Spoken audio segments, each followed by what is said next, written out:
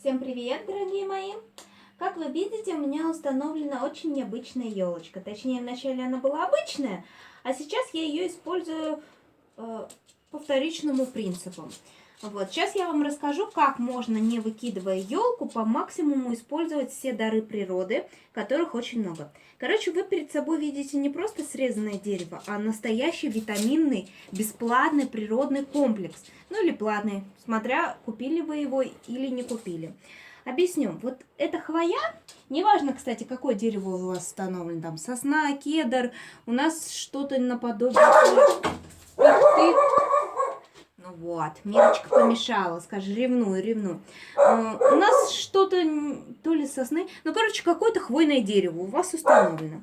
И в любом хвойном дереве, вот в этих иголочках очень много витаминчиков, всяких разных. Особенно для горлышка, для бронхов. Первое. Использование вот этих иголочек.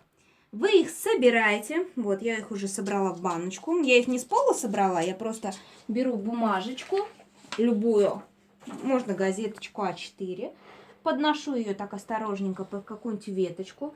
У меня эта сосна достаточно иссохла уже, поэтому достаточно легко все отскрябывается. И видите, я спокойненько снимаю такими легкими движениями руки все вот эти непосредственно штучки. Можете подключить детишек, если есть.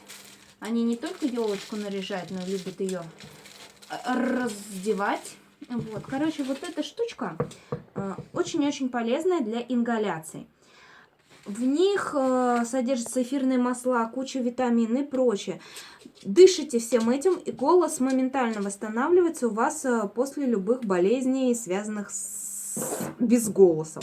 Проверено лично на себе, действительно классное средство. В Сибири мы этим пользовались очень часто. Как только я приехала в европейскую часть, я реально про это забыла. Вот сегодня, дай бог, вспомнила и спешу с вами делиться. Второй принцип. Это можно использовать как обычную добавку в чай.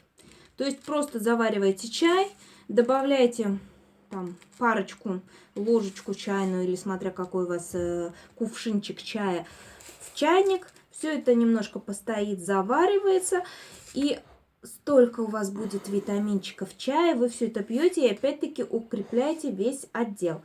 Вообще, очень многие сейчас забыли, но народная медицина на травках, она очень полезная. То есть в хвойные леса раньше отправляли и туберкулезников, и тех, кто не мог избавиться от кашля. То есть вот эти деревица лечили людей, реально лечили. Поэтому не выкидывайте елки на мусорки или прочее. Можно ее использовать по максимуму. Вот. И вы подарите себе на целый год, даже больше года, запас вот этих елочных иголок. Вот.